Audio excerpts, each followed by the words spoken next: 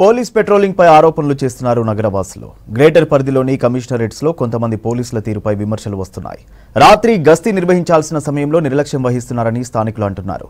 చోరీలు, crime జరగకుండా patrolling వ్యవస్థను పటిష్టం చేయాలనే డిమాండ్ వినిపిస్తోంది.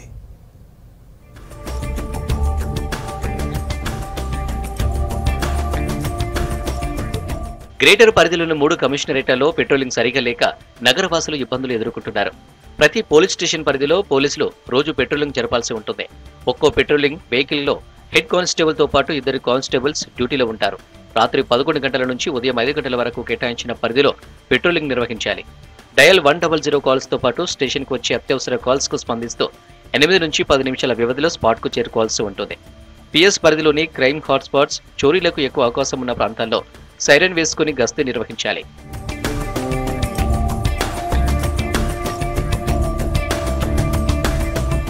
గత కొంతకాలంగా పెట్రోలింగ్ వెహికల్ సైరన్ వినిపించడం లేదనే విమర్శలు ఉన్నాయి. ఇటీవల జరిగిన అసెంబ్లీ ఎలక్షన్స్ నుంచి పోలీసులు అంతా బందోబస్తులకే పరిమితమయ్యారు. దీంతో రాత్రి పెట్రోలింగ్ మర్చిపోయారనే ఆరోపణలున్నాయి. ప్రతిరోజు నైట్ డ్యూటీలో ఉండే సిబ్బంది స్టేషన్కే పరిమితమవుతున్నారని జనం అంటున్నారు. నైట్ డ్యూటీలో ఉండే సీఐ, ఎస్ఐలు కూడా అవసరాన్ని బట్టి పెట్రోలింగ్కి వెళ్లాల్సి ఉంటుంది. కానీ ఎస్ఐ, సీఐలు స్టేషన్లోనే రెస్ట్ రూమ్స్లోనే ఉంటున్నారనే వాదనలు ఉన్నాయి. డిసెంబర్ 23న ప్రజాభవన్ దగ్గర మాజీ ఎమ్మెల్యే షకీల్ కొడుకు సాహిల్ యాక్సిడెంట్ జరిగినప్పుడు నైట్ డ్యూటీలో ఉన్న అప్పటి పంజాగుట్ట సీఐ దుర్గారావు సంఘటనా స్థలానికి వెళ్లలేదని విచారణలో తేలింది.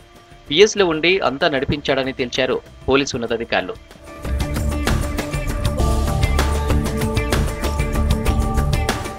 రాత్రి 11 నుంచి ఉదయం వరకు పెట్రోలింగ్ వెహికల్స్ కు కేటాయించిన పరిధిలో తిరుగుతూ గస్తీ చేయాలి.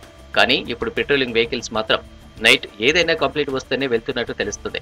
ఇక పెట్రోలింగ్ వెళ్లిన కొందరు పోలీసులు ఏదైనా పబ్లిక్ ప్లేస్ లో వెహికల్ పెట్టుకుని ఒకే దగ్గర ఉంటున్నారనే విమర్శలు వినిపిస్తున్నాయి. కొన్ని సంఘటనల్లో 108 వచ్చిన తర్వాత కూడా పోలీసులు స్పాట్ కు చేరుకోవడం లేదనే ఆరోపణలు ఉన్నాయి.